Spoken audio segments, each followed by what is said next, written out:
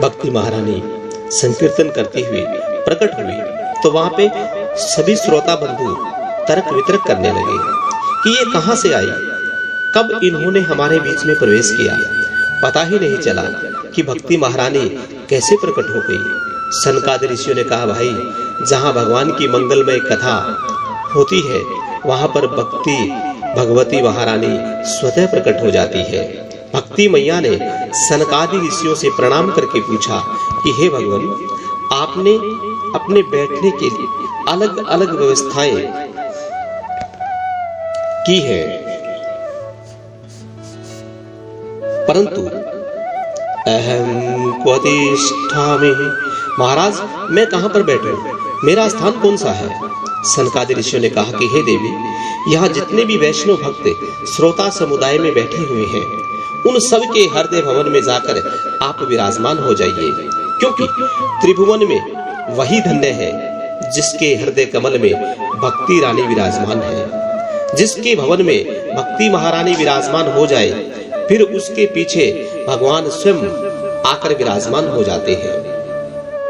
त्रिभुवन में भी वही धन्य है जिसके हृदय भवन में भक्ति महारानी विराजमान है, क्योंकि भगवान जिस भवन में भक्ति महारानी बैठी होती हो वहीं पर भगवान विराजमान होते हैं और वैकुंठ का त्याग करके उस भक्त के हृदय में भगवान जबरदस्ती घुस बैठते हैं। एक बार अगर वो सरकार घुस गए तो फिर भक्त कितनी भी कोशिश कर ले वे निकलने वाले नहीं है।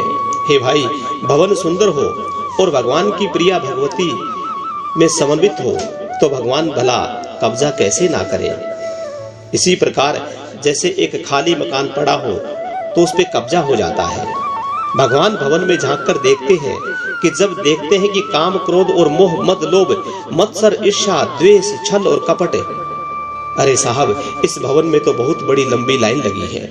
अपने लिए कोई स्थान नहीं पाकर ठाकुर जी लौट जाते हैं और जब झांक कर देखते हैं कि भवन एकदम से अंदर खाली है, भवन खाली होने के साथ साथ सुंदर भी है, और भगवान को जब उस भवन में अपनी प्राण प्रिया भक्ति देवी के दर्शन हो जाते हैं तो फिर भगवान उस भवन को त्याग कर नहीं जाते। सूत जी महाराज कहते हैं कि हे ऋषियों, अब देवऋषि नारद ने सनकादि ऋषियों से कहा कि हे भगवान, हमने प्रत्यक्ष देख लिया कि श्रीमद् भागवत कथा के श्रवण से ज्ञान और वैराग्य के साथ भक्ति किस प्रकार से पुष्ट होकर नाचती है, परंतु अब यह प्रश्न उठता है कि श्रीमद् भागवत कथा के सुनने के लिए केवल भक्ति ज्ञान और वैराग्य ही पुष्ट होते हैं अथवा पापियों के पाप भी नष्ट होते हैं। यदि हो सकता है तो वे कैसे कैसे पापों का शोधन संभव है। के विशुद्धयति वंदतम महामहम। सनकादि ऋषि मुस्कुराते हुए कहने लगे कि हे देवऋषि नारद, कैसे कैसे पापी तैरते हैं, इसे तो छोड़ो, हम तो यह कहते हैं कि जिसने जीवन में पाप के अतिरिक्त दूसरा कोई काम किया ही ना हो, अत्याचार दुराचार भ्रष्टाचार पापाचार में ही अपने जीवन को जिसने समर्पित कर दिया, ऐसे महापापी कदाचित जीवन में एक बार भी अगर ये कथा सुन पाए तो मरने के बाद कहीं भूत प्रेत की योनि में जाकर सुने तो भी वे परम पावन हो जाते हैं। अर्थात जीवित व्यक्ति के अलावा अगर कोई मृत व्यक्ति की आत्मा पापात्मा भी अगर इसको सुने तो वह भी परम पावन हो जाती है। नारद जी कहने लगे, महाराज गजब कर दिया आपने, जीते जी की बात छोड़ दो, मरने के बाद भी सुनकर तर जाए, ऐसा कभी आज तक संभव हुआ है क्या? क्या आपके पास कोई प्रमाण है? सनकादि ऋषियों ने कहा, हाँ नारद जी, हम तुम्हें एक इतिहास सुनाते हैं। आइए गोकर्ण उपाख्यान में प्रवेश करते हैं। संत कुमारों ने सुनाई और भागवत प्रारंभ होते ही भक्ति महारानी अपने दोनों पुत्रों के साथ वहां पर नृत्य करती हुई प्रकट हुई और नारद जी ने संत सनातन सनत कुमार चारों भाइयों से यह प्रश्न किया कि महाराज ये श्रीमद् भागवत कथा के सुनने से किन किन को लाभ प्राप्त होता है। तो संत कुमारों ने देवऋषि नारद को बताया कि यह श्रीमद् भागवत कथा पापी से पापी अर्थात महापापी व्यक्ति भी सुने तो उसकी भी मुक्ति हो जाती है। और यही नहीं, महापापी, दुराचारी, भ्रष्टाचारी, पापी से पापी व्यक्ति अगर मर जाता है और मरने के पश्चात उस पापात्मा को भी अगर श्रीमद् भागवत कथा सुनाई जाए तो वह भी अपने पापों से मुक्त होकर भगवान श्री नारायण के परम पद को प्राप्त कर सकती है। अर्थात श्रीमद् भागवत कथा से जीवित व्यक्ति ही नहीं, मृत व्यक्ति की मर्तात्मा भी मुक्ति पा सकती है। इसी बात पर देवऋषि नारद ने सनत कुमारों से प्रश्न किया कि महाराज, आप कहते हो वह तो ठीक है, लेकिन इसका परिणाम क्या है? कोई परिणाम है आपके पास? प्रमाण है आपके पास? अगर है तो बताइए कि क्या परिणाम है और वह प्रमाण आप हमें सुनाइए। सनत संत कुमार चारों ऋषियों ने देवऋषि नारद को कहने लगे कि हे देवऋषि नारद, हम आपको एक बहुत पुराना इतिहास बताते हैं, सावधान होकर सुनिएगा। अत्र ते कीर्तयेष्यामः इतिहासा पुरातनः अस्य श्रवणमात्रेण पापहानि प्रजायते। हे ऋषियों, ये इतना सुंदर पावन इतिहास है कि इसके सुनने मात्र से पापों का शोधन हो जाता है। ध्यानपूर्वक सुनिए। तुंगभद्रा नदी के किनारे एक गांव में एक पंडित जी रहा करते थे। उनका नाम था पंडित आत्मदेव शर्मा। द्वितीय भास्कर सम्मान में बड़े विद्वान थे। विशुद्ध ब्राह्मण वर्ती से अपनी जीविका चलाते थे और संपन्न भी थे। उनकी धर्म पत्नी का नाम था श्रीमती धुंधली देवी। पति देव जितने विद्वान और सुशील स्वभाव के थे, ठीक इसके विपरीत उनकी धर्म पत्नी लोक वार्तारता कृता प्रायशो बहुजलिपिक्का शूरा च ग्रह कलेश कर्पणा कलह प्रियाय। अर्थात भयंकर झगड़ा थी। जब तक पड़ोसन से लाठी चार्ज ना हो जाए दिन में एक बार, तब तक उनका भोजन हजम नहीं होता था। इतना खतरनाक स्वभाव था उनका। इधर से उधर चुगली करके आपस में लोगों का झगड़ा करवाना या झगड़ा करके बैठना, यह सब विचित्र स्वभाव था श्रीमती जी का। पर ब्राह्मण इतने सीधी और सरल स्वभाव के कि उनमें कभी भी जितना था अपना निर्वाह कर लेते थे। दोनों दंपत्ति के मन में एक ही कष्ट था कि उन दोनों को एक कष्ट था कि उनके घर में संतान नहीं थी। ब्राह्मण के मन में तो एक दिन इतनी पीड़ा हुई इस बात को लेकर कि मेरे यहां संतान नहीं है। ग्रह तवत्यवावनम गतः। अर्थात वे देवता, ब्राह्मण देवता घर छोड़कर वन की ओर चला गया और एक वृक्ष के नीचे बैठा बैठा आंसू बहाने लगा। एक संत वहां से निकल रहे थे। ब्राह्मण की आंखों में आंसू देखकर उनको विचार आया कि इस एकांत वन में कोई ब्राह्मण आंसू बहा रहा है। निश्चित ही वह प्रभु के लिए रो रहा होगा और भगवत प्राप्ति का मुमुक्षु और जिज्ञासु है। चलो इसका कुछ मार्गदर्शन किया जाए। संत चले गए, पूछने लगे, कथम रोदिवे विप्रः तवं काते चिंता वलयसे वदं तुम संतवरम महये स्वस्थ दुख से कारणम। संत ने पूछा कि हे भाई, तुम क्यों रो रहे, कौन सी बात की तुम्हें चिंता सता रही है, शीघ्र हमें बताओ। ब्राह्मण ने देखा कि संत सहानुभूति दिखा रहा है।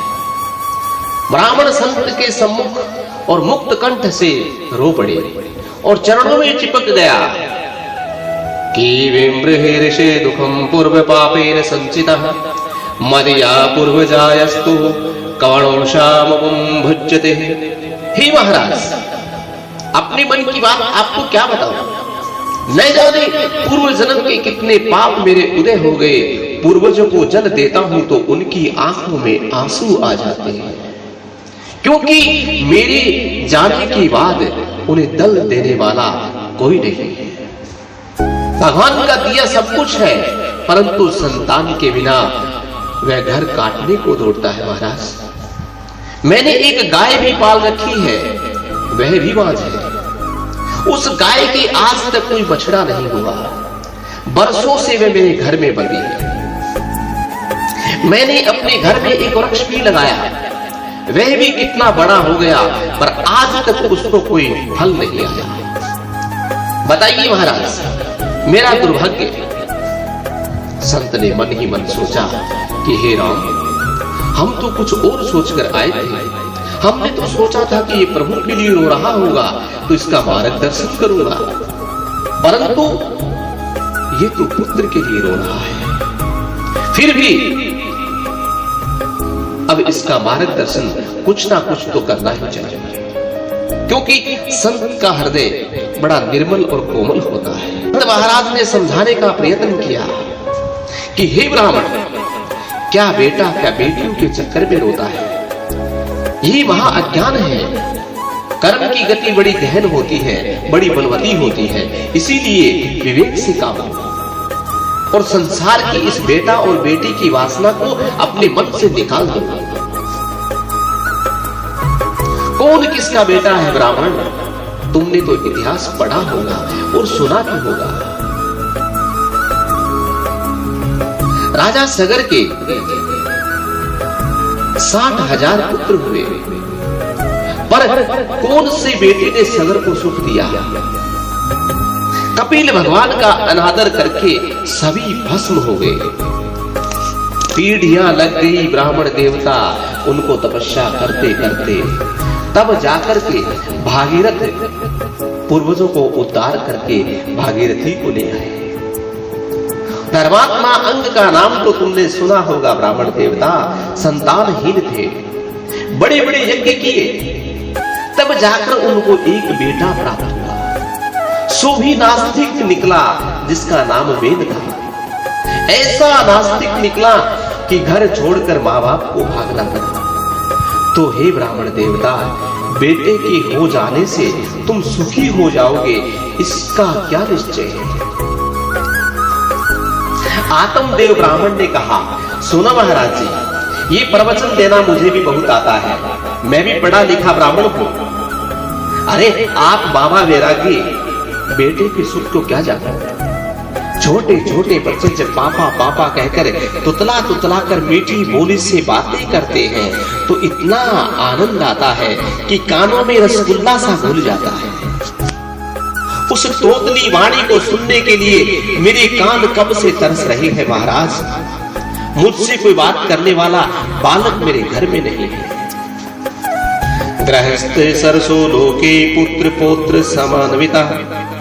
छोटे छोटे बच्चों के किलकारियों से घर गूंजते हुए गृहस्थी को आनंद देता है। मुझे आपका कोई प्रवचन नहीं सुनना महाराज, मुझे तो पुत्र चाहिए, पुत्र।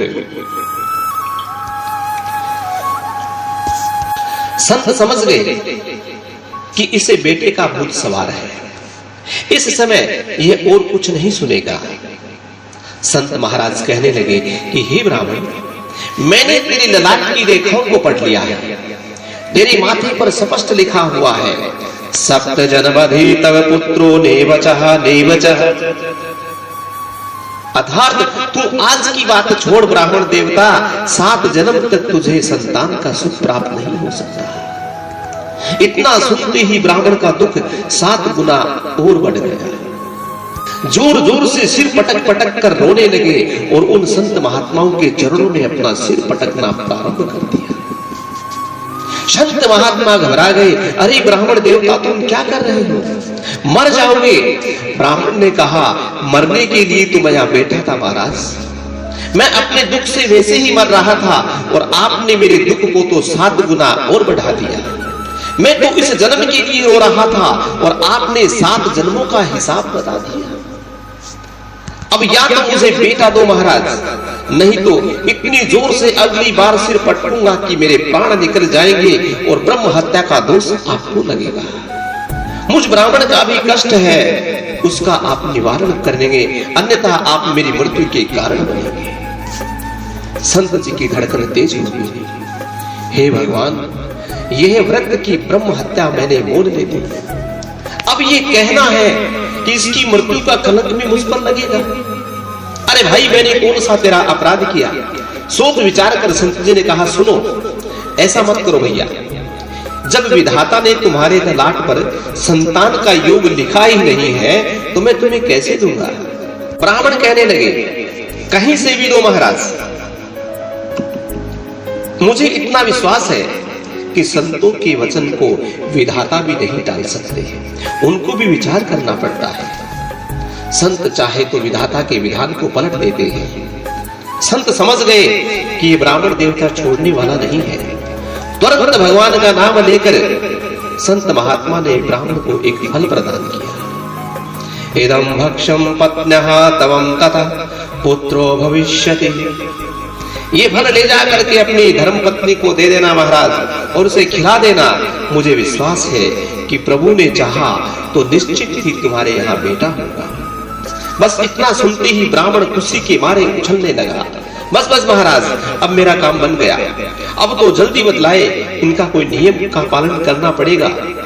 संत बोले, नहीं नहीं, कोई नियम नहीं। नियम कुछ इतना जरूर है, केवल कोई खास ज्यादा नहीं है। बस एक समय भोजन करना, पवित्रता से रहना, जीवों पर दया करना, किसी से लड़ाई झगड़ा नहीं करना। यह सब 2-4 नियम यदि तुमने ठीक से पालन कर लिए तो बहुत सुंदर पुत्र हो जाएगा। सुनते ही ब्राह्मण ने संत जी को साष्टांग दंडवत प्रणाम किया और फल अपने हाथों में लेकर दौड़े दौड़े अपने घर की ओर दौड़ लगे। घर जाकर के आत्मदेव ने अपनी पत्नी से कहा, अरे सुनती हो, देखो क्या सुंदर स्वादिष्ट फल लेकर आया, जल्दी से इसे पालो, खा लोगी तो बेटा हो जाएगा। ब्राह्मणी बड़ी चक्कर में पड़ गई और बोलने लगी, ये फल तुमको किसने दिया महाराज? तो आत्मदेव ने पूरी कहानी सुना डाली। अब धुंधली ने सोचा, भगवान जाने किसने दिया होगा, कौन सा मंत्र पड़ा होगा, कोई मेरे ऊपर जादू टोना तो नहीं चला रहा। मैं तो बहुत विचार करके काम करने वाली हूं। ऐसे ही इनकी तरह आंख मूंद पर मैं किसी को विश्वास नहीं करती। पंडित जी ने तो फल दिया होगा, परंतु ब्राह्मणी बोली, महाराज आप अपना काम करो, मैं अभी शुद्ध पवित्र होकर पूजा पाठ करके फिर इस फल को खा लूंगी। यह समझा बुझा दिया। फल दे करके आत्मदेव जी तो चल गए और आस पड़ोस के मित्रों को कहानी सुनाने लगे। आज से 9 महीने बाद हमारे यहाँ पुत्र होने वाला है। मेरे घर में भी किलकारियां गूंजेगी। उधर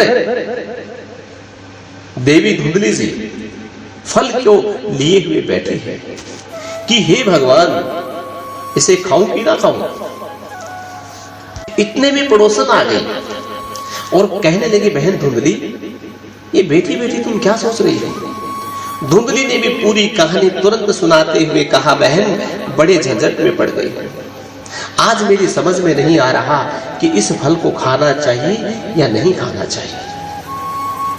पड़ोसन ने कहा, इसमें सोचने की क्या बात है, तेरी तो भाग्य खुल गए, संत की कृपा हुई है और संत की कृपा से तुम्हें फल मिला है। फलभक्षेण गर्भः। धुंधली कहने लगी, मैंने अगर सचमुच ये फल खा लिया तो मैं गर्भवती हो जाऊंगी, और कहीं सचमुच मैं गर्भवती हो गई तो एक बात बता, जब पेट में बच्चा हो रहा तो मेरा भोजन और मेरा भोजन अगर कम हो गया तो मैं कमजोर हो जाऊंगी, और यदि मैं कमजोर हो गई तो फिर घर का काम कौन करेगा। तो पड़ोसन कहने लगी, इसमें कौन सी बड़ी समस्या की बात है बहन, अरे अपनी ननद को बुला लेना। जब अपनी ननद बुआ बनने वाली होती है तो बधाई तो देनी ही पड़ती है।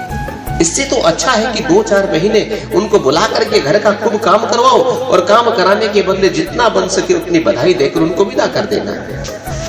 धुंधली कहने लगी, नहीं बहन, तू नहीं जानती मेरे ननद को। 4 महीने अगर वो यहाँ पर रुकी तो मेरा पूरा घर साफ कर जाएगी। उससे तो अच्छा है कि मैं कोई नौकर रख लूं, उसी से काम करवा लूंगी। अच्छा एक बात बता, फल तो मैं खा लूंगी, परंतु मैंने सुना है कि गर्भवती स्त्रियां जो होती है वो ज्यादा तेज दौड़ नहीं सकती। पड़ोसन कहने लगी, हाँ ये बात तो तुम्हारी ठीक है, लेकिन बहन तुम्हें कहां दौड़ना भागना है, तू तो घर में आराम करना। धुंधली कहने लगी, अरे घर में तो आराम कर सकती हूँ, परंतु कहीं अचानक भूकंप आ गया तो मैं क्या करूंगी, या घर में कहीं आग लग गई तो मैं कहां भागूंगी। देख बहन, कब भागना पड़ जाए किसी को नहीं पता, और अचानक ऐसी दुर्घटना हुई तब तो सब भाग जाएंगे और मैं तो मर जाऊंगी। पड़ोसन कहने लगी, हे भगवान, तू क्या उटपटांग बातें सोच रही है, ये सब सोचना बंद कर और भगवान का नाम लेकर इस फल को खा ले। अच्छा बहन, तू कहती है तो मैं खा लेती हूँ, पर एक बात बता, मैंने सुना है कि सुखदेव जी महाराज अपनी माँ के पेट में 12 साल तक रहे थे, क्या ये बात सत्य है। पड़ोसन कहने लगी, हाँ बहन, सुना तो मैंने भी है। धुंधली बोली, हे भगवान, कहीं मेरा बेटा 2-4 साल भी मेरे गर्भ में रह गया, तदा में मरण भवेतः, मैं तो बिना मौत की मर जाऊंगी। देख बहन, पहले तो बालक को जन्म देने में ही बड़ा कष्ट होता है, और जन्म सकुशल हो भी जाए तो बालक के लालन पालन में बड़ा कष्ट होता है। इसीलिए मैंने तो एक निर्णय लिया है कि मुझे इस झंझट में पड़ना ही नहीं है। पड़ोसन ने कहा कि तेरी बुद्धि में जो आए सो कर। इस प्रकार समझाकर वह तो परेशान होकर अपने घर को चली गई बेचारी। धुंधली ने इतने कुतर्क किए कि अनंतत्तो गत्वा उस फल को खाया ही नहीं। पति देव शाम को लौट करके जब वापस आया और पूछे कि हे देवी, क्या तुमने उस फल को खा लिया। धुंधली ने झूठ बोलकर पंडित जी को संतुष्ट करते हुए कहा, हाँ महाराज, मैंने तो तभी खा लिया था जब आपने दिया था। दूसरे दिन इसकी छोटी बहन धुंधली से मिलने के लिए आ गई। धुंधली बोली, हे बहन, तू बड़ी अच्छे समय पर आई है, आज मैं ऐसे चक्कर में फंसी हूं कि तू मेरा कुछ समाधान कर। धुंधली ने पूरी की पूरी कहानी अपनी बहन को सुना दी। अब छोटी बहन चाहती भी यही थी कि इसके यहाँ पे कोई संतान हो ही ना। मेरी कई बच्चे हैं, एक बच्चा इसको दे दूंगी तो इसका माल सारा मेरा हो जाएगा। छोटी बहन ने माथा खराब कर दिया कि हे बहन, बातों में मत आना, ये बाबा बैरागी लोग होते हैं, बड़े दुनिया को पागल बनाते फिरते हैं। फल खाने से कहीं कोई बेटे होते हैं? फल खाने से कोई बेटे होते हैं? इसी प्रकार से छोटी बहन ने अपने बहन धुंधली को बड़ा समझाया कि ये सब बकवास है। अरे तुझे थोड़ी सी भी सच्चाई मालूम पड़ती तो इस फल का प्रयोग तू अपनी गाय पर करके देख। वर्षों हो गए तेरी गैया के यहाँ भी कोई बच्चा नहीं हुआ, उस गाय को फल खिला दे और देख क्या होता है। और तू अपनी चिंता मत कर, मैं इस समय गर्भवती हूँ, अब की बार जो मेरा बच्चा होगा वह तेरा होगा, मैं तुझे दे दूंगी। रही बात पति देव की, तो ऐसा करना, थोड़ी बहुत पैसे दे देना, मैं उसका मुंह बंद कर दूंगी। किसी को कानों कान खबर नहीं पड़ेगी, तुझे कोई कष्ट भी नहीं होगा, बेटा का बेटा मिल जाएगा। अरे मुझ में तुझ में कोई अंतर थोड़ी है बहन। धुंधली की छोटी बहन की बातें सुन करके प्रसन्न हो गई। बहन हो तो तुम्हारे जैसी हो। तूने मेरी सारी समस्या का क्षण में निदान कर दिया। अपना बेटा लेकिन तू मुझे जरूर दे देना मेरी बहन। उसने अपनी बहन की बातों में आकर वह फल अपनी गाय को चुपचाप खिला दिया। पतिदेव को विश्वास दिलाती रही कि महाराज मुझे बहुत फायदा हो रहा है। पंडित जी ठहरे बेचारे भोले भाले प्रसन्न हो गए। कालांतर में छोटी बहन के एक बेटा हुआ। उसने रात में आकर के धुंधली को सौंप दिया। धुंधली ने वह बच्चा गोद में लेकर के अपने पतिदेव को दिखाया कि देखिए महाराज, मुझे तो रात्रि में बेटा हुआ है। भोले भाले पंडित जी खुशी से नाचने लगे। उसके तो 3-4 माह बाद, उसी के यहाँ 3-4 माह बाद गाय को भी फल दिया था। उस गाय के भी यहाँ बेटा हो गया। परम सुंदर कनक कांति उस बालक की थी। स्वर्गा सुंदरम दिव्य निर्मलम कनक प्रभम। गांव वालों को जब पता लगा तो देखने के लिए भीड़ लग गई। पंडित जी को बधाई हो, भगवान देते हैं तो छप्पड़ फाड़ के देते हैं। कहाँ तो एक बेटा नहीं था, अब देखो गाय ने भी एक बेटे को जन्म दिया। अब तो महाराज पंडित जी के यहाँ 2-2 बेटे हो गए। विधाता का कौतुक देखो, एक गाय ने मानव के पुत्र को जन्म दिया और हमारे पंडित जी का तो भाग्य ही उदय हो गया। लोगों ने खूब बधाइयां दी। बड़ा भारी उत्सव मनाया गया। पंडित जी ने नामकरण संस्कार का आयोजन रखा। गाय के पुत्र के कान गाय के जैसे थे, इसीलिए पंडित जी ने उसका नाम गोकर्ण रखा। अपनी बेटे का बढ़िया सा नाम सोच ही रहे थे कि धुंधली खड़ी हो गई। सुनो जी, 9 महीने कष्ट मैंने भोगे हैं और नाम भी मैं ही रखूंगी। अच्छा बताओ क्या नाम रखना है? धुंधली कहने लगी, मेरा नाम धुंधली तो मेरे बेटे का नाम धुंधकारी होना चाहिए। ठीक है देवी जी, जैसी आपकी इच्छा। धीरे धीरे दोनों बालक बड़े होने लगे तो ख्याति भी दोनों की प्राप्त होने लगी। एक विख्यात हुआ तो दूसरा कुख्यात हुआ। कि ये कालेन तु जाति ही तरुणो तन्यमुभो गोकर्ण पंडितो ज्ञानी धुंधकारी महाखल। बालक जो जो बड़े होते गए, गोकर्ण जी उतने ही प्रकांड विद्वान प्रसिद्ध होते गए और धुंधकारी उतना ही दुष्ट दुराचारी होता चला गया। गोकर्ण पंडितो ज्ञानी, पंडित का अर्थ है सत्य असत्य विमोचन बुद्धि पंडा। सत्य असत्य विमोचन बुद्धि पंडा सा अस्य सजता है पंडित। सत्य और असत्य का जो ठीक से विमोचन कर सके, ऐसी बुद्धि के मालिक जो होते हैं वही पंडित होते हैं। इसलिए तो भगवान ने अर्जुन को डांटा, पंडित ऐसा थोड़े सोचते हैं जैसा तू सोच रहा है। सत्य असत्य जिसके विवेक है वही पंडित है। ऐसे महान पंडित गोकर्ण जी महाराज हुए। और धुंधकारी तो चोरी करने लगा, दुराचार में प्रवृत्त हो गया, जुआरी बन गया। घर का जितना सम्मान था, जितना धन था, एक एक करके सबको ठिकाने लगा दिया। व्याभिचारी से प्रवृत्त हो गया। एक दिन तो घर के बर्तन उठाकर बाजार में बेच दिए। अब तो पंडित जी सिर पकड़कर रोने लगे। कवम तिष्ठम कवम गच्छामि को मैं दुख व्यापहेतः प्राणा तदस्यामि दुखेन कष्टम मम संस्थितः। हे भगवान, कहाँ जाऊं, कहाँ बैठूं, किसे अपनी व्यथा सुनाऊं? ऐसे जीवन से तो अच्छा है कहीं जाकर मर जाऊं।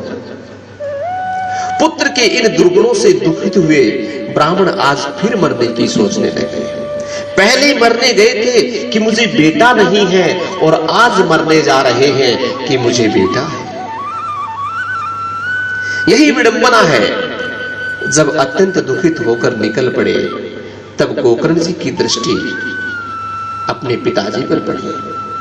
पिताजी की मन स्थिति को समझकर एकांत में बैठाया और समझाने लगे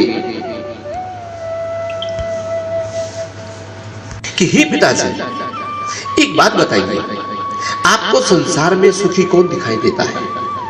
यह संसार दुखालय है, इस संसार का नाम दुखालय है, सुख का केवल ब्रह्म है।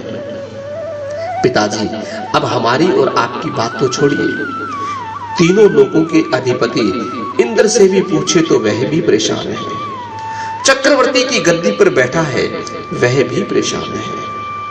पिताजी, संसार में सभी दुखी है, क्योंकि इस संसार को दुख रूप है। सुखी तो केवल एक है, जो सबसे विरक्त होकर एकांत में बैठ करके भगवान के नाम का भजन में मस्त हो जाता है, जिसके मन में कोई कामना नहीं, कोई वासना नहीं। केवल वही सत्पुरुष महापुरुष इस संसार में सुखी है। जीव स्नेह के पास में बंधा हुआ है, इस संसार के अंधकूप में पड़ा हुआ है। बुद्धिमान वही है जो इस कुएं से अपने आप को बाहर निकाले। आत्मदेव ने पूछा कि हे पुत्र, तो मैं क्या करूं?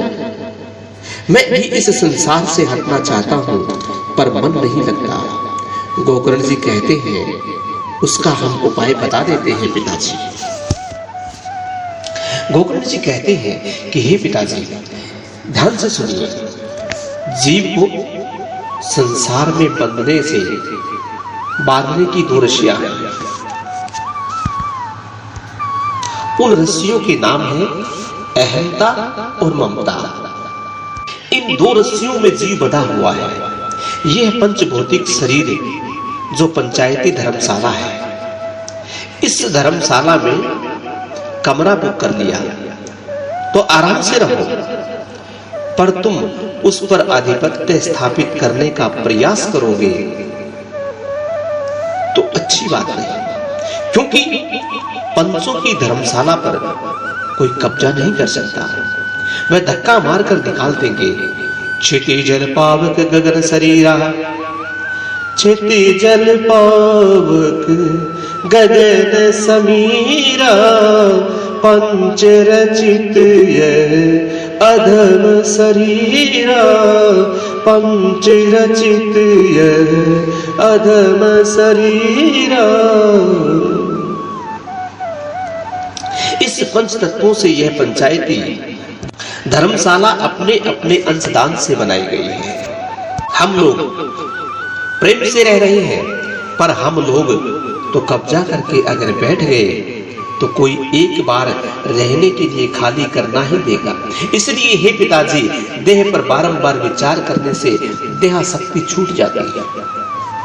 यह शरीर मांस, मेदा, मज्जा, स्नायु आदि से विनिर्मित है। ईंट गारे सब भरे पड़े हैं। दीवालों पर बढ़िया डेंटिंग पेंटिंग कर दी है, इसलिए शरीर चमक रहा है। तो यही स्थिति तो हमारे भवन की है, जिसमें हम देह, आत्मा, बुद्धि किए बैठे हैं। इस शरीर, इस नाशवान शरीर को आत्मा मान लेना, यह हमारी पहली रस्सी है।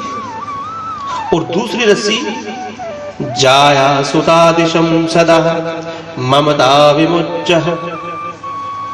अरे, जब देह हमारी नहीं है तो देह के नाते रिश्तेदार हमारे कहां से हो जाएंगे? अतः उन सब की ममता को त्याग देना चाहिए। जैसे हम कहीं पर रेल की यात्रा कर रहे हैं, हमने एक टिकट कटवाई, मान लो वृंदावन की, मथुरा की,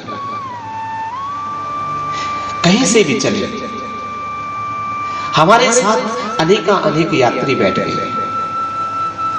जैसे जैसे उन यात्रियों का स्टेशन आता गया, वैसे वैसे वो यात्री उतरते गए। नए यात्री चढ़ते गए, पुराने यात्री उतरते गए। करते करते सब एक दूसरे से दूर होते गए। लेकिन हम वहीं पर उतरेंगे जहां पर हमने अपना टिकट लिया है। अगर मान लो दिल्ली में कोई महाजी उतरने लगे और हम उनसे कह देंगे कि जरा भाई साहब, हम तो मथुरा जा रहे हैं और आप भी हमारे साथ चलें, तो वे महाशय जी कहेंगे, नहीं महाराज, मैंने दिल्ली का टिकट लिया है और मैं दिल्ली ही जाना है, आपको मथुरा जाना है, आप मथुरा जाना। कहने का भावार्थ, सभी का अपना अपना स्थान और समय है और टिकट है यात्रा का। हम सब इस संसारिक की यात्रा करने के लिए आए हैं। कोई कितनी दूर चलेगा, कोई कितनी दूर चलेगा। रिश्तेदार बन जाते हैं, नाना नानी, दादा दादी, चाचा चाची, ताया ताई, पिता पुत्र, ये सब रिश्ते बन जाते हैं उस यात्रा में। परंतु सबका अपना अपना स्थान है। इसीलिए हे पिताजी, अहंता ममता की रस्सी को त्याग कर इस जगत को अनित्य, नाशवान और क्षणभंगुर समझो। एक पल भी इसका भरोसा मत करो, क्योंकि जब जब जिसका समय आएगा सब अपना अपना बोरिया बिस्तर बांध लेते हैं और अपने अपने स्टेशन पे उतर जाते हैं और गाड़ी अगले स्टेशन के लिए रवाना हो जाती है। फिर कोई नया यात्री हमारे पास बैठ जाता है। इसीलिए इस संसार की अहंता और ममता की रस्सी को काट दीजिए। संसार में राग करके क्या मिलेगा, यह तो आप देख चुके हैं। अब वैराग्य से क्या मिलता है, इसका भी आप आनंद लीजिए। हे पिताजी, लौकिक धर्म का परित्याग करके परम धर्म का आश्रय ले। कथा सुनने का लक्ष्य बनाकर आप घर से निकले। रास्ते में कोई इष्ट मित्र मिल जाए तो राधे राधे कहकर दो बातें कर ली, फिर चल दिए व्यवहार निभाते हुए, क्योंकि हम आए थे, इसीलिए आए थे हरिभजन को, हरिभजन करके। परंतु जीविका जीवन जीने के लिए, परंतु जीविका जीवन जीने के लिए, न कि जीवन जीविका के लिए। आप आचार व्यवहार कीजिए ताकि जीविका से आपका जीवन चले, लेकिन जीवन ही जीविका बन जाए। कुछ ऐसे लोग होते हैं इस दुनिया में जो सिर्फ और सिर्फ कमाने को अपना जीवन समझते हैं, और वास्तविकता ये है कि जो जीवन जीने के लिए हमें जीविका चाहिए, ना कि जीविका के लिए जीवन चाहिए। इसीलिए समय निकालकर भगवान की कथा का श्रवण करें, भगवान का दर्शन करें। भोजन देह यात्रा के लिए आवश्यक है, लेकिन देह यात्रा भोजन के लिए आवश्यक है, ऐसा नहीं होना चाहिए। भोजन करना हम इस देह को चलाने के लिए जरूरी है, लेकिन इस देह को भोजन के लिए चलाना आवश्यक नहीं है। ऐसा कार्य किया जाए। जगत गुरु भगवान शंकराचार्य जी कहते हैं कि जन्मना उसी का सार्थक है जिसका दोबारा जन्म ना हो। उसी प्रकार मरना भी उसका सार्थक है कि दोबारा ना मरना पड़े। उसी का जन्म मरण सार्थक है जो भगवत प्राप्ति के बाद जन्म मरण के इस चक्र से छूट जाएगा। यही हम सबका परम लक्ष्य होना चाहिए। परंतु जिस माता पिता ने जन्म दिया उनकी भी सेवा करो। मातृ देवो भव, पितृ देवो भव।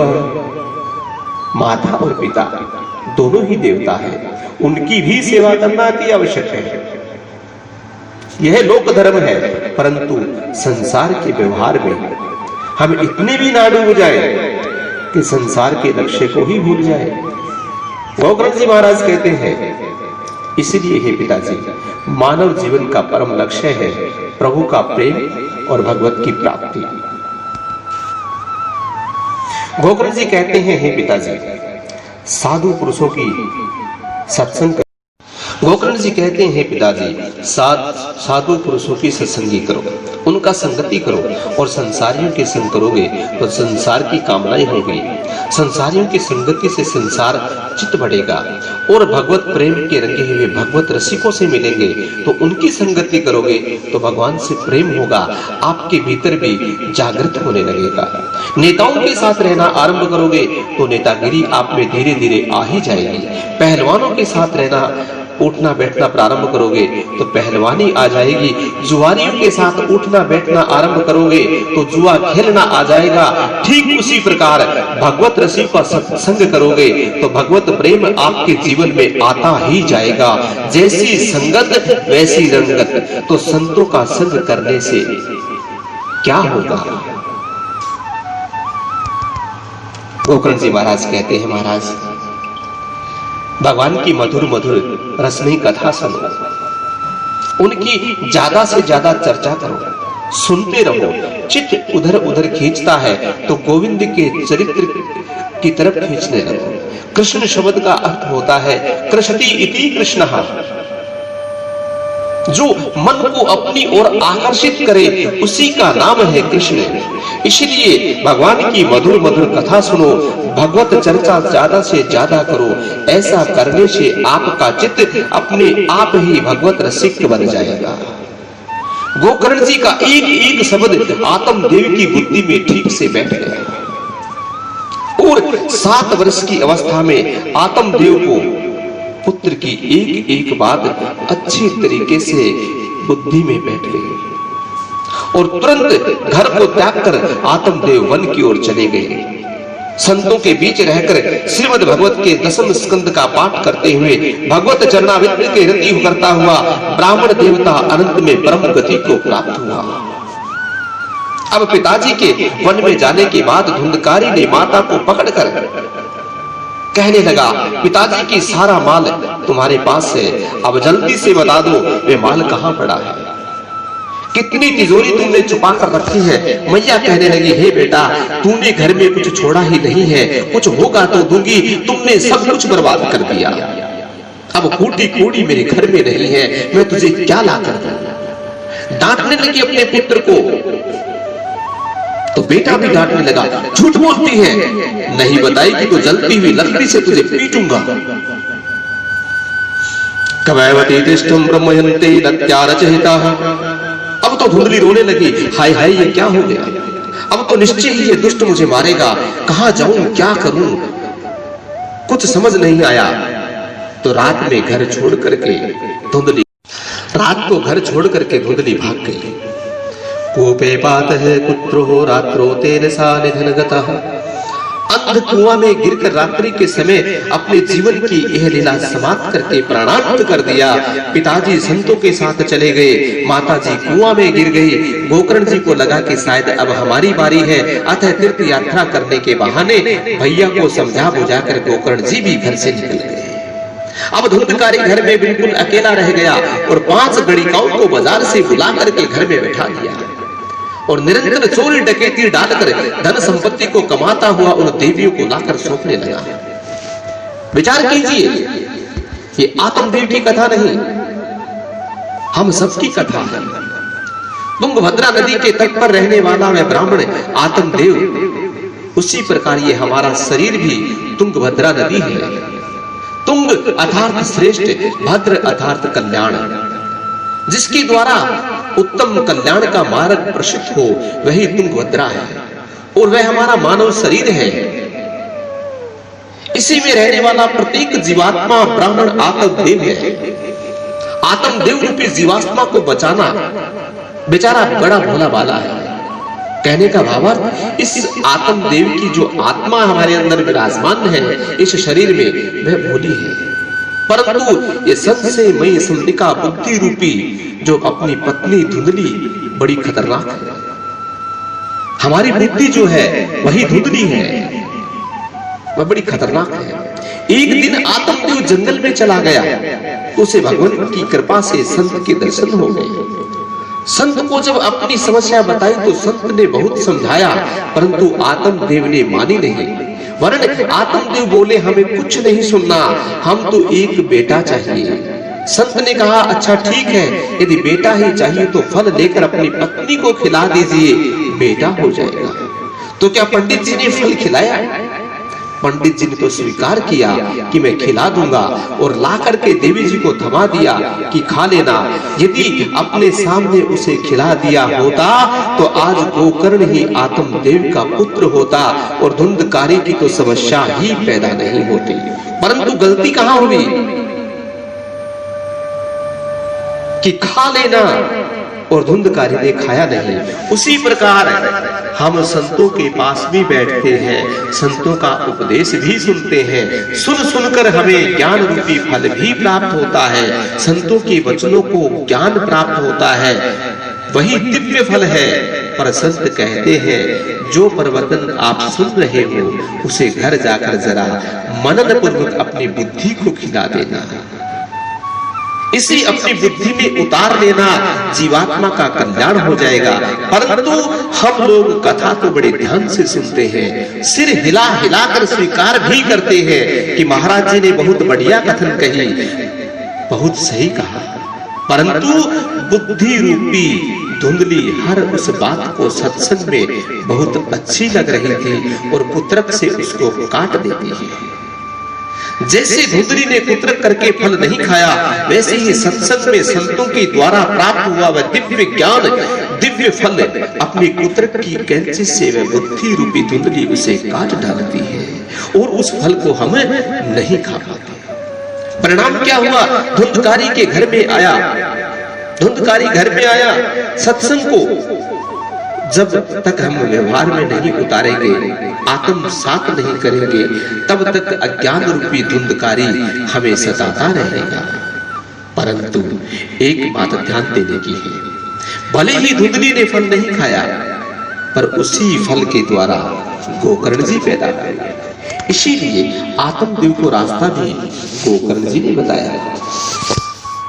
उसी प्रकार सत्संग में अच्छी अच्छी बातें हम सुनते हैं, भले ही कुदरत की बुद्धि से वह ज्ञान का फल खाने नहीं देती, परंतु सत्संग के सूत्र समय आने पर जीव को मार्गदर्शन अवश्य करवाता है। जब जीव में ऐसी स्थिति बन जाए कि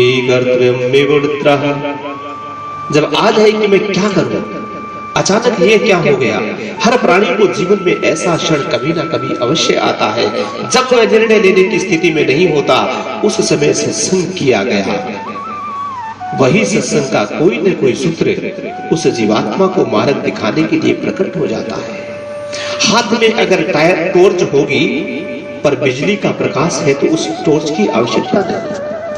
कहने का मतलब, जब रोशनी है तो अपने को टॉर्च जलाने की आवश्यकता नहीं होती। टॉर्च जलाने की आवश्यकता तभी होगी जब अंधेरा होगा। इसी प्रकार से जब एकदम से लाइट चल जाती है और घोर अंधेरा हो जाता है आंखों के सामने, तो टॉर्च अपने हाथ में होती है तो बटन अपने आप टॉर्च की ओर चला जाता है और टॉर्च जल जाती है और हमें रोशनी प्रदान करती है। उसी प्रकार से सत्संग में गया हुआ व्यक्ति, सत्संग में सुना हुआ सत्संग कहीं न कहीं काम जरूर आएगा। इसी प्रकार गोकर्ण जी महाराज तो अब तीर्थ यात्रा के लिए निकल गए। धुंधकारी ने बहुत दुनिया को लूटा, लाकर के गणिकाओं को धन दिया। एक दिन तो इतनी बड़ी संपत्ति लूट कर ले आया कि देखते ही पांचों देवियां आश्चर्यचकित रह गई। पांचों गणिकाओं ने धुंधकारी को मदिरा पिलाकर सुला दिया और रात्रि में विचार करने लगे कि देखो इतनी संपत्ति यह लेकर आया है और एक दिन लगता है कहीं ये पकड़ा गया और जिस दिन इसकी पिटाई हुई तो उस दिन राजा के दरबार में ये हमारा नाम जरूर लेगा कि मैं तो ये धन ले जाकर उनको सौंपता हूं। तो ही बहनें, संपत्ति भी हाथ से जाएगी और अपने आप को कारावास की हवा भी खानी पड़ेगी। अब अपने पास धन पर्याप्त हो चुका है, इसीलिए अब इसको ठिकाने लगा दो और जीवन का आनंद करो। तो रात में ही धुंधकारी को नशे में पड़ा हुआ देखकर पलंग में रस्सियों से बांध दिया, गले में फंदा डालकर जैसे ही पांचों मारने लगी कि धुंधकारी चिल्लाया, एक गणिका तुरंत गई और चूल्हे में से आग से भरी हुई लकड़ी अंगारों से भरी हुई धुंधकारी के मुंह में ठूस ठूस कर भर दी। आग के अंगारों से विफल होकर तड़प तड़प कर धुंधकारी मर गया और गणिकाओं ने वहीं पर खड्डा खोदकर उसके शव को गाड़ दिया और धन का बंटवारा करके पांचों अपने अपने घरों में चले गए। सनकादिक ऋषि कहते हैं, हे नारद जी, जो धन से ही प्रेम करने वाली स्त्रियां हैं, ऐसी स्त्रियों पर कभी विश्वास नहीं करना चाहिए। सूधमयावचो यसा कामिनः रसवर्धनम् हृदयेषुर्धारं प्रियेवो नामयेशितः। इधर गोकर्ण जी को यात्रा करते करते जब पता चला कि हमारे भैया भी परलोक सिधार गए, तो गया जी में जाकर के माता पिता और भैया का पिंडदान श्राद्ध तर्पण कर दिया। लौट कर गोकर्ण जी घर आए तो आते आते उनको रात का समय हो चुका था। चुपचाप घर में आकर थोड़ा सा स्थान पाकर साफ करके सो गए। रात को अचानक एक भेड़ का बच्चा दिखाई दिया। उसे ध्यान से देखने लगा तो अचानक वह भेड़ से हाथी बन गया, फिर हाथी से भैंसा बन गया, भैंसे से मानव बन गया और जोर जोर से रोने लगा। गोकर्ण जी ने सावधान होकर पूछा, कस तुम कौन हो तुम? लेकिन वह जोर जोर से रोने लगा पर बोलता कुछ नहीं। संज्ञा मात्र चका रहा, केवल इशारा करता है, बोल नहीं पाता। गोकर्ण जी ने तुरंत अपने हाथ में जल लेकर अभिमंत्रित किया और उसके मुंह पर मारा। तुरंत वह प्रेतात्मा बोल पड़ा, अहम भ्राता तवियस्व हि धुंधकारी नामतः। हे भैया, मैं तुम्हारा भाई धुंधकारी हूं। मैं अपने ही दोषों के कारण आज ब्रह्म तत्व की समाप्ति करके आज भयंकर प्रेतात्मा बनकर भटक रहा हूं। कितने पाप किए अपने, कितने दुष्कर्म किए, इसकी कोई गणना नहीं कर सकता। उस पापों का परिणाम ये है भैया कि आज प्रेत बनकर मैं घर भटक रहा हूं। केवल वायु का सहारा आहार करके मैं जीवन व्यतीत करता हूं और कुछ नहीं मिलता। बहुत भयंकर कष्ट पा रहा हूं भाई। आप तो साक्षात करुणामय कृपामय है, मुझ पर अनुग्रह करें, मुझे इस भयंकर पीड़ा से मुक्त करो। गोकर्ण जी अपने भाई को इस प्रकार विकलता हुआ पीड़ा में देखकर बोले, हे भैया, मुझे जब आपके बारे में पता चला तो मैंने गया जी में जाकर तुम्हारा पिंडदान किया, श्राद्ध किया, फिर तुम्हारी मुक्ति क्यों नहीं हुई? धुंधकारी बोला, गया जी में क्या, एक नहीं 100 पिंडदान करोगे भैया तो भी मुझे मुक्ति नहीं मिलेगी। एक दो श्राद्धों से नहीं, बात छोड़ दो, 100 श्राद्ध भी करोगे तो मेरा उद्धार नहीं होने वाला, क्योंकि मैं छोटा मोटा प्रेत नहीं, प्रथम श्रेणी का प्रेत हूं। मेरे जैसे महाप्रेतों का ऐसे उद्धार होने वाला नहीं है। तो गोकर्ण जी ने पूछा, भैया और क्या किया जाए? धुंधकारी ने उत्तर दिया, अब यह तो आप ही सोचिए कि क्या मैं क्या बताऊं। गोकर्ण जी बोले, हम तुम्हारा कल्याण सुनिश्चित रूप से करेंगे, पर इस समय तुम चले जाओ। आश्वासन प्राप्त करके धुंधकारी अदृश्य हो गया। रात भर गोकर्ण जी को चिंता सताने लगी, नींद नहीं आई।